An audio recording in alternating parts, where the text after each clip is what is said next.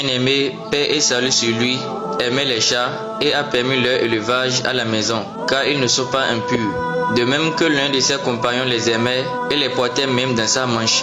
Il fit surnommer Abu Huraira, radiyallahu anhu, car il était tellement affectueux envers les chats et en possédait plusieurs. Il est devenu si célèbre pour son amour des chats que les gens ont oublié son vrai nom. D'après Kabsha, la fille de Ka'b ibn Malik, l'épouse du fils d'Abi Qatada, un jour, Abu Qatada est entré chez elle. Après qu'elle lui ait versé de l'eau pour ses ablutions, une chatte est venue boire dans le récipient, le vidant entièrement.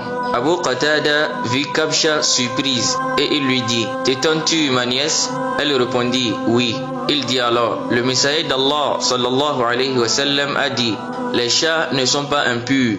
Ils font partie de ceux qui vous entourent et circulent parmi vous. » Le prophète sallallahu alayhi wa sallam a également dit qu'ils font partie des biens de la maison, car ils ne salissent ni ne rendent rien impur. De même qu'ils sont des animaux de compagnie, affectueux, qui tiennent compagnie aux humains et restent à leur côté. Un hadith relate que le prophète sallallahu alayhi wa sallam a dit: une femme est entrée en enfer à cause d'une chatte qu'elle avait attachée et qu'elle n'a ni nourri ni laissé manger des insectes de la terre. Par conséquent, pour qu'il soit permis d'élever un chat dans une maison, son propriétaire doit s'assurer de lui fournir suffisamment de nourriture et d'eau, ou au cas contraire, il doit le laisser libre de trouver sa nourriture et son eau dans la nature.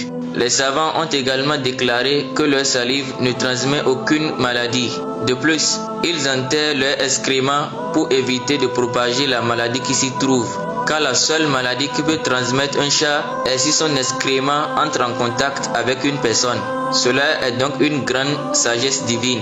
Ils agissent ainsi pour protéger les humains des maladies qu'ils peuvent porter. Le prophète sallallahu alayhi wa sallam a parlé de ce phénomène il y a plus de 1400 ans et les scientifiques ont confirmé sa véracité. Bien que notre bien-aimé n'a pas besoin de l'approbation de quiconque pour ses paroles, car il est le véridique et le digne de confiance qui ne parle jamais sous l'effet de la passion. Allah est le plus savant.